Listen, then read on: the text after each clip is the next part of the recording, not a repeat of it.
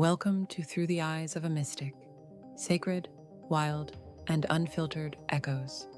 These are the stories of Bernard Alvarez, a queer spiritual teacher, pagan priest, and healer told through the echoes of his life, the voices of the ancestors, the ache of youth, the fire of magic, the pain of grief, and the beauty of becoming. This podcast is a sacred offering of memory and meaning, experience and wisdom, shared to honor the path that shaped him into the man we know today, and perhaps to help you remember your own sacred journey. Hey everyone, Bernard here. Welcome to the next episode of Through the Eyes of a Mystic. So, I've been wanting to share my full spiritual journey with you for a while now, and it's a long one. I've lived a lot of lives, and this path from Catholic schoolboy to pagan priest and healer did not happen overnight. So I'm going to be breaking this one into a few parts, probably 4 or 5, because every chapter has its own magic, its own lessons, and honestly, some pretty wild stories.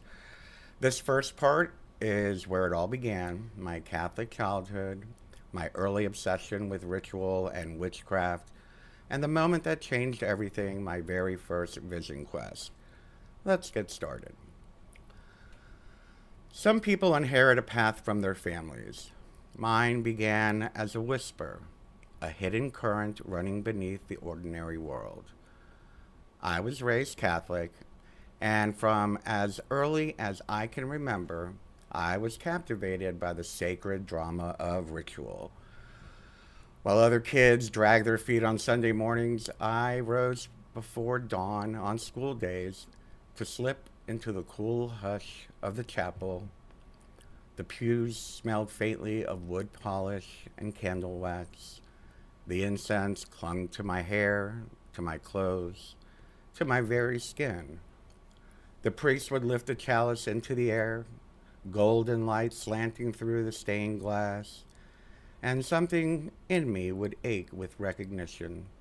I didn't yet have words for it, but I knew I was hungry for the mystical, hungry in a way that bread alone could never fill. And yet outside these stone walls, a different fire called to me. I spent countless afternoons in the public library, ducking into the shelves where the books on witchcraft, psychic phenomena, and the occult hid like secrets waiting to be uncovered. I could still smell the must of those old paperbacks, feel their cracked spines in my hands. I read everything I could get my fingers on, the words tumbling into me like sparks into dry tinder. By my early teens, the hunger had grown too wild to be contained by reading alone. A few of my friends, just as restless as I was, joined me in forming what we laughingly called a coven, or what we today would call a baby witch coven. In truth, we had no real idea what we were doing, just a cluster of teenagers with dog-eared books and hearts wide open to mystery. We'd gather in graveyards at dusk, the stone angels watching as we lit candles that flickered in the wind. "Do you think it'll work this time?" one of them whispered as we tried to summon what we barely understood. We cast clumsy spells under the moon, our voices shaking. But in those moments, we believed the whole world might bend toward our will. It was around this time that I stumbled across a small ad in the back of the National Enquirer. My mother had a weekly subscription like most moms did back then. The ad was an invitation from Gavin and Yvonne Frost. I sent away for their teachings, and with the impatience of youth, I thought I was ready. But one night, during a working I scarcely understood, I had a vision that struck terror into me. It was raw, overwhelming, too vast for my untrained spirit. The next morning, I shoved my books into a box, tucked them into the back of my closet, and hurried back to the comfort of rosaries and Sunday Mass. For a while, I pretended the hunger wasn't there. But the sacred has a way of returning. Years later, after moving to Dunedin, Florida, I found myself wandering through a small occult shop. My hand landed on a book almost as if it had chosen me.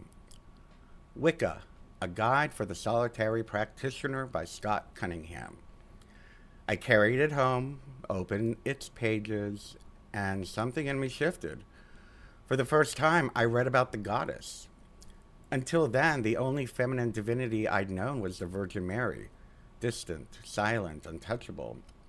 But here was the goddess as life itself, sensual, nurturing, fierce. As a young gay man raised under the shadow of sin and judgment, this was liberation. Paganism didn't just tolerate me, it celebrated me. Sexuality wasn't a shame to be buried, it was a sacrament.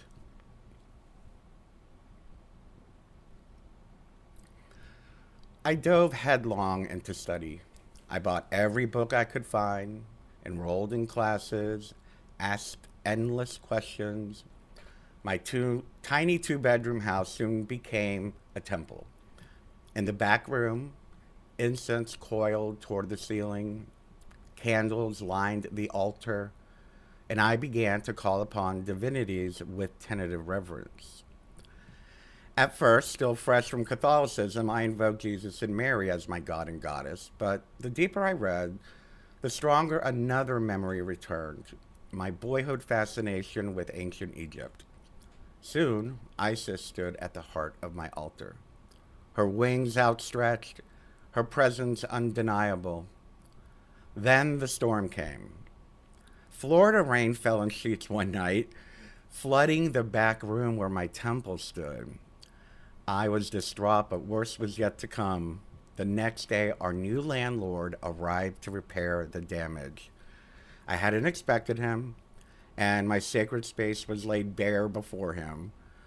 Later, he sat me down at the kitchen table. My heart pounded. "Nice room you've got back there," he said. I froze. My mind raced with fears of eviction, of ridicule, being cast out in a region where Bible verses adorned billboards and judgment fell fast and sharp. But then he smiled. "I'm an Algonquin shamanic practitioner," he said. "If you ever want to explore my library or have questions, I'd be glad to teach you." The fear melted into astonishment. That single conversation cracked my path wide open. Soon I found myself immersed in shamanic practice. I devoured The Way of the Shaman by Michael Harner, reading it 3, 4 times until the pages nearly fell apart. My new mentor would give me assignments, research papers that demanded I anchor my mystical hunger and study and discipline. One of my first was to discern the difference between schizophrenia and a shamanic experience. That task humbled me, but it also planted a seed that would one day grow into my teachings, and I even made a video of it I shared on my YouTube channel. When the time came, I embarked on my first vision quest with my partner at the time. In our cloistered home, the earth humming beneath me, I slipped into the liminal. I met my guides that night, beings of power and compassion who have walked beside me ever since. From their teachings came the Book of One, my first offering to the world. With new confidence, I began to teach. I opened my doors to others, offering classes on Wicca, forming a coven, creating a covenstead in our neighborhood. For the first time, I was not just a seeker. I was becoming a priest, a healer, a guide. But life is never still. Then came Hurricane Andrew, ripping through South Florida with the fury of a god unbound. The storm called me back to my family, to my roots, to the work of rebuilding my home community. My partner chose to walk another path, and I knew it was time to return home. The sacred thread had not loosened. If anything, it pulled tighter, drawing me into the life I was meant to live. My journey as a priest, healer, and teacher was only beginning. And that's all for today, everybody. I hope you enjoyed it. And I hope you look forward to hearing part 2 or whatever, however we're going to call it, part 2, episode 5. There's a lot more to come on this long story. And I can't wait to share it with y'all. Thank you, everybody, for listening. I love you, and I'll talk to you soon. Bye-bye. Thank you so much for watching, my friends. If you enjoyed this video, please don't forget to give it a thumbs up, share it with your friends. And if you'd like to unlock some amazing exclusive perks like special classes, meditations, courses, and more, consider becoming a supporting member of my channel. Just click subscribe on Facebook or join on YouTube. I love you, friends, and I'll see you next time.